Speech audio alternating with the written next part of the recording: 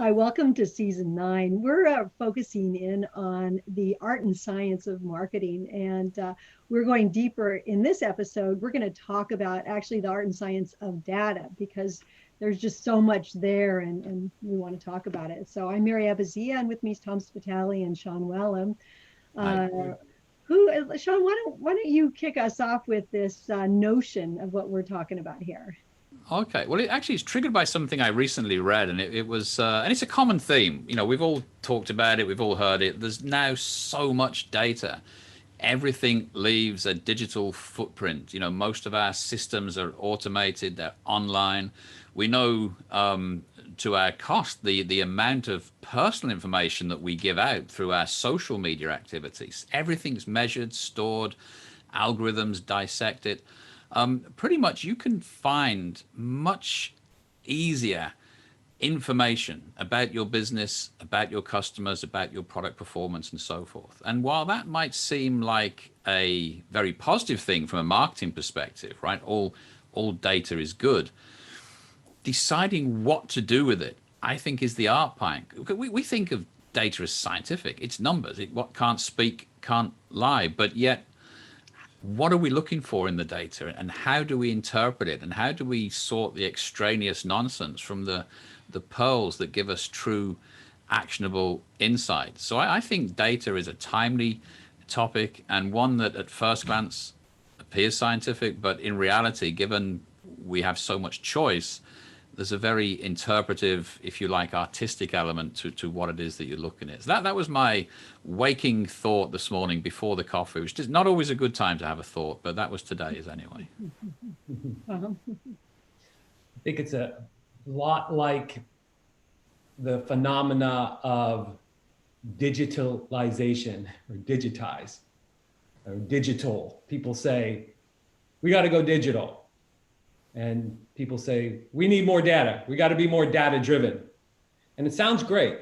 These things are, it is important to have a digital strategy. It is important to be more data driven and utilize this abundance of data that we have. But analysis paralysis is a real thing. And it only increases with the vast amounts of data that is available today. So when people say we got to be more data driven, we've got to be more data driven, I think our answer to that is, and it's somewhat of an artistic answer, it's really, what do you most need to know? What are the areas that you're looking, what are the biggest gaps in your knowledge? Because while it has changed that there is more data than ever before, the kinds of things that you strategically really want to know hasn't changed and will never change. And that is, you still need customers to have a business. And so you still need to know better than your competitors about customer needs. You need to know how those needs differ. You need to know how you're positioned competitively. You've got to know what is the perception of your pricing. You got to know what people think of when they think of your brand. These are all things that you need to know and that data can help you understand. But I believe that the artistic part of this is that you create first a hypothesis and say, of all those things that are really important to know, where are our biggest gaps? What are the things that we need to know with data that will catapult us forward in the things that we're trying to achieve, whether that be deeper customer relationships, better top line, better bottom line, and then go get the data, then go look for the data, because that is the reconciliation and really the antidote for analysis paralysis. And we can probably talk a lot more about how to do those hypotheses. I But think that's though, how I feel about it. you get this idea that data is somehow seductive. You start looking for answers in data without first formalizing a question, Right. and that can be a problem. It's not so much it's data discretion. It's deciding which bits to look at, but most importantly, it's why. There's a quote attributed to Albert Einstein, which means, of course, Albert Einstein never said it. He's right up there with Benjamin Franklin and Charles Darwin. If ever you hear someone say, as Franklin said, or as Darwin said, just right there, he never said that thing. But nevertheless, this is the quote. And it was, if I was given an hour to solve a problem, I'd spend 55 minutes first formulating the problem and thinking of the questions before attempting to solve it, which seems a bit extreme, especially if the problem was how do you make a hard-boiled egg? You run out of time. But the point is that you should spend at least a decent amount of your effort formulating the right question. What is it you want to know?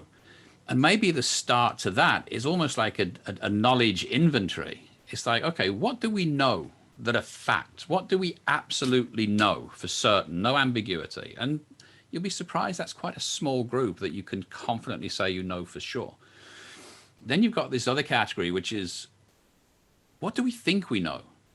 Challenge yourself to say, these are the assumptions, these are the beliefs that we've held, because we know that that can perpetuate in businesses. We know that customers like this. We know that our competition will offer this.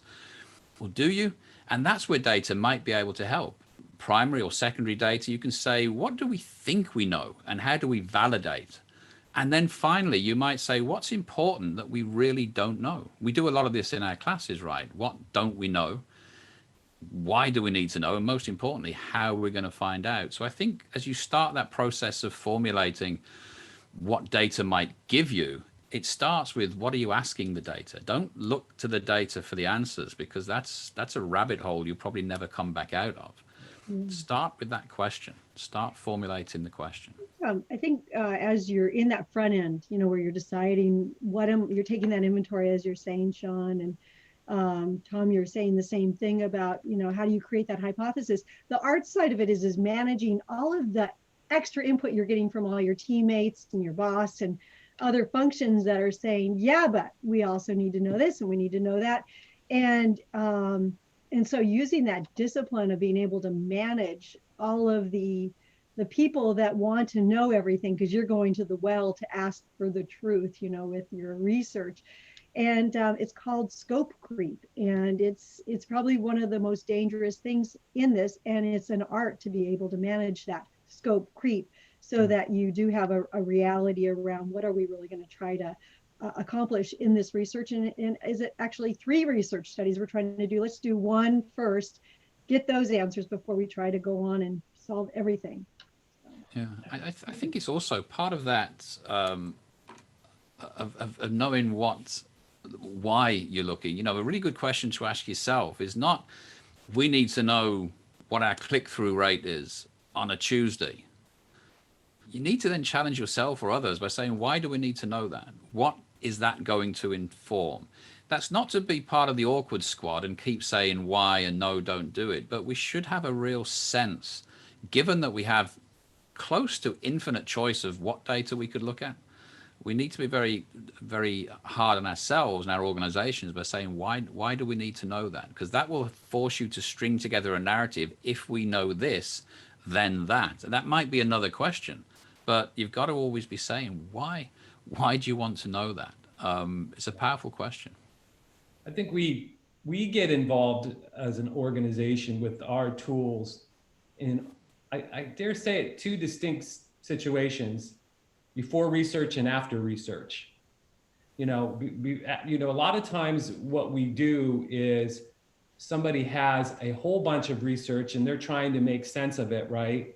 And we can take that research and we can populate, some of our tools and see really a little bit more, okay, even after all this research, there's always still more gaps, right? There's still a couple of things that you probably really want to do. But we have also taken the research that they've done and made it quite actionable, because we've put it into a context that says, here's your segments, here's maybe who you should target, and here's how you're doing with them, and here's what maybe you should do with them. So that's the after research. And it's ironic because the after research situation we're involved in, it's ironic because there usually is still some gaps. But I think what a understanding of what we do is, a lot of times people will say, well, we can't work with you and your tools yet because we don't know enough. We need to go do some research first. I think that's a mistake, because a lot of times when we work with research naive companies, we do exactly what we're talking about here. We kind of extract what the team already feels like they're confident about knowing as they run through our various tools, say 10 tools. and you find out what you wish you knew. What are the biggest gaps, the most urgent gaps to fill with research to allow you to feel confident in taking a direction or a course of strategic action. And so, before research is, I think, a real great time for us to get involved, because whatever research budget you have, then you can you can point it and you can gather the data that really, really matters in your situation, and be working on the most important gaps that you have. And it's developing. I mean, that in a sense, a lot of what we do isn't data driven. Firstly, it's hypothesis development based on current state of knowledge, which tends to, as we found through countless experiences, very close to the reality of the market, because that's the nature of a business. You know your market at some level. With the right people in the room, you've got a pretty good finger on the pulse of your market. So you're developing a testable hypothesis, and then you have choices, because in some cases you don't need to validate. You say, we believe this, and the experiment to prove that, or at least to strengthen that belief, is this, and the cost of the experiment is often less than the cost of the research. And you end up in that you're actually doing something, you're experiencing and you're modifying, as opposed to refining intellectually. Not much in history has been figured out purely in the mind. It's nearly always figured out through experience, through trial and error. The famous duo of experience that drives most advancement, and that's what we do. And there was another thing I was thinking of what you said, Tom, is this burden of proof concept. Often we find the people most in love with data believe that it contains universal truth, that if only we had the data, then we would win in this market. If only we had absolute insight, we would do that. I'm not knocking absolute insight, that would be wonderful. But if you think that you have to reach this burden of proof, which is beyond a reasonable doubt, you're going to be looking at data a lot more than you'll be testing those theories out in the marketplace, and the world moves on.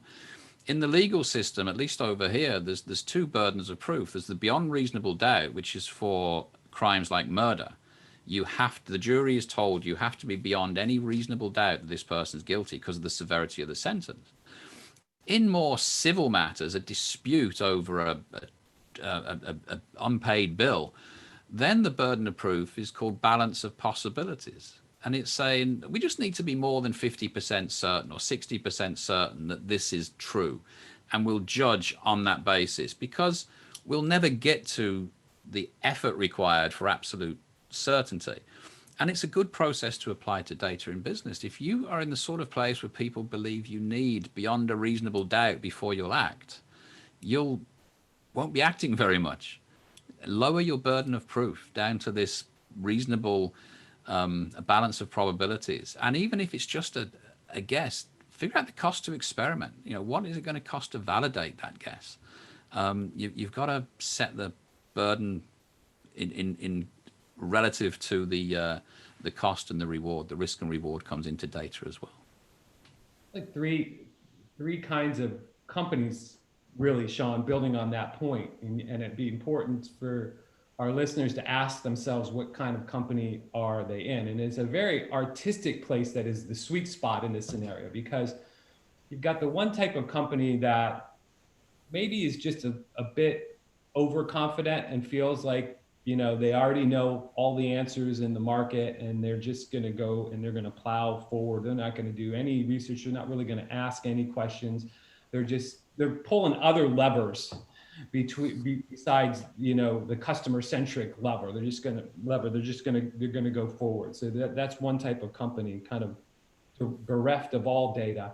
You got another company on the other end of the spectrum, and we've experienced this type of company where they're not willing to move forward until they have that undeniable data. They're waiting to do anything until they are absolutely sure. And those are probably not the optimal place to be. The middle place is where you should go, is where you say, well, I understand that I never know it all. I have this unending thirst to learn more and more about my market. And even when I get it right, I'm probably going to be wrong in 6 months. So I'm going to just keep evolving, but I'm also going to not wait until I have the perfect information. I'm going to do the best I can. I'm going to work on getting data to inform the biggest gaps that I have, and I'm going to do my best to get statistically significant data, but I know that that's probably an unrealistic goal in a lot of cases. So I'm going to be comfortable with moving forward with the best data I can get in the most important areas that I have. That's the right profile. That's where companies should be. Those are the companies that we've, I think, all experienced do fantastically well in the marketplace. Yeah. Um, one of the things that is kind of sad sometimes is when people spend a lot of money and then they say, you know what, we interviewed the wrong customers because they hadn't done that lifting the art side of it in the front that says, really the world's changing and no longer the surgeon is making the decisions on those medical devices. It's a committee or it's insurance companies or something. And so being able to, use a process to say, we don't know what we don't know, but let's take stock in that. And then based on that, we're going to have a much better way of assessing what things we still have gaps with. But getting that alignment up front saves a lot of research money. It's true. And I think you raise a really interesting point about the timeliness of data. All data is retrospective. All data is in a current state of decay, and things move forward. And the inescapable fact is that all of your data is about the past, but all of your opportunities lie in the future. And you have to take into account that things move as well. So to rely on yesterday's data wholeheartedly can make you yesterday's company. Wow. Tom, any closing thoughts? If you're in a research company out there, you ought to think about working with us, basically because I have to be so blatantly commercial. But I think it's just one of the things that that is an underrated aspect of what a strategic marketing company with tools can do. People think about companies like ours to create and build strategies and increase your company's capabilities to do all that. And we do all that. But I just think that the ironic part of what we do would be really beneficial for a research company to take and then go do research that really matters. And that is, work with a company to develop those what we wish we knew items. What are the three most important things that you need to suffuse your strategy with data to make important decisions? And then the research company goes and does it and plugs it right into, a powerful strategy. So that's my blatant commercial last comment today. No, Today's podcast was brought to you by Tom Spitali. And as always, we hope that you've enjoyed this podcast. You had a new or a different way to think about what you're doing. We have all our podcasts on theaccidentalmarketer.com, and you can find them pretty much anywhere you're getting your podcasts now. So thank you very much.